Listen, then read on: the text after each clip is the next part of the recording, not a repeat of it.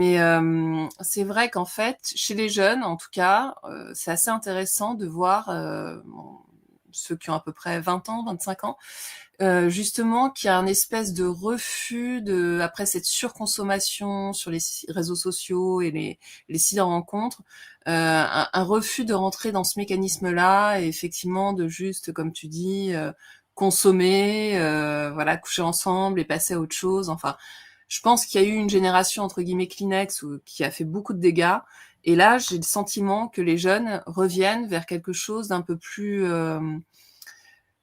pur, je sais pas si c'est le mot, mais en tout cas plus riche, c'est-à-dire qu'en fait, où il n'y a pas uniquement le sexe qui compte,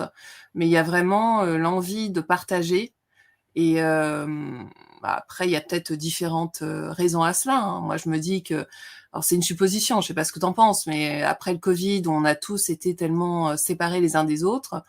quand on est en couple aujourd'hui ou quand on se rencontre, en tout cas, il y a peut-être l'envie de partager plus que uniquement l'acte sexuel, en tout cas, c'est sûr. Oui, d'ailleurs, ça m'évoque le fait de la relation qui a aussi un aspect sacré, même Mm. si on le dit pas forcément comme ça en fonction de son expérience et de sa culture, mais l'envie justement